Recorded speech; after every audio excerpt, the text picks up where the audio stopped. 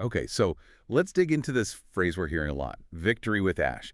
We've gone through the sources, and you know the big question on your mind is probably, is this for me? Am I going to be picked? Exactly. That's what we wanted to unpack in this deep dive. And honestly, the sources suggest the barrier, the initial one anyway, is pretty low. The message seems to be broad inclusion. Broad inclusion. Yeah, like there's room for pretty much everyone who's genuinely interested, who's motivated, and really willing to learn and grow with what's happening. Okay, so inclusion first. But it's not just a free-for-all, right? There's that tougher part of the message from Ash Mufareh himself, the founder, Yeah. about bad apples. Right, the bad apples. It's a really strong phrase, isn't it?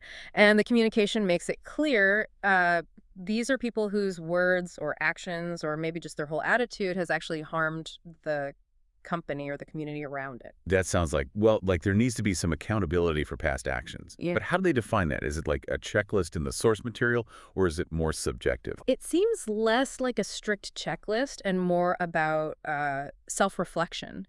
The idea is that the line is drawn based on, actual demonstrated harm or just consistently negative energy.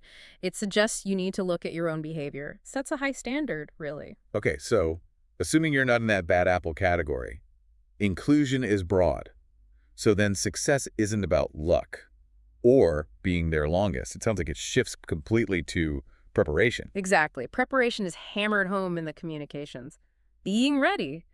And this ties into that figure we've heard about 60 people. The sweaty group caused a lot of chatter, that one. Yeah, definitely. Are these 60 like the only ones? Yeah. The chosen few? No, the sources are quite clear on that. They are not the only ones. They're described as the first to board.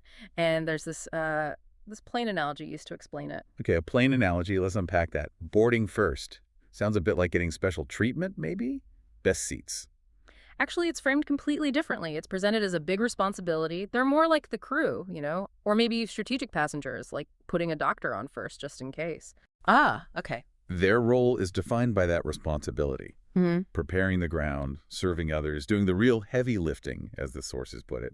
Not about getting a comfy seat at all. That really changes the perspective. Heavy lifting. Yeah. So, more workload, basically, straight away. Yeah, immediate workload and responsibility. Mm-hmm. And it all connects to the bigger picture, this idea of a collective destiny. Doesn't matter if you're one of the 60 or you board later, everyone's going to the same place, victory with Ash. Right.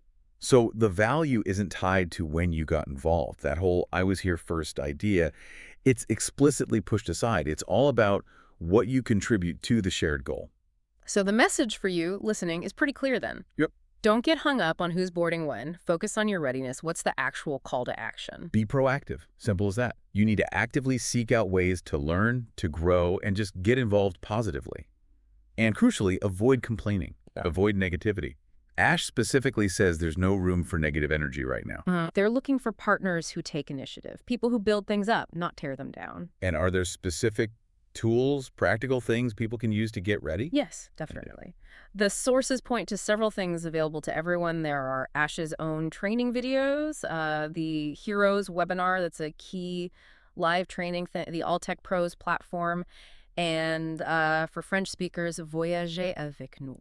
So clear pathways. Exactly. Practical, structured ways to prepare yourself. Okay, so if we sort of pull this all together, the real deciding factors seem to be active preparation, having a positive intent, and the genuine will to contribute, much more than just luck or timing. That sums it up perfectly. The door is open, basically, as long as you're invested in the project together and, your past actions haven't hurt the community. That's a really helpful synthesis, I think. And perhaps a final thought to leave you with, based on all this.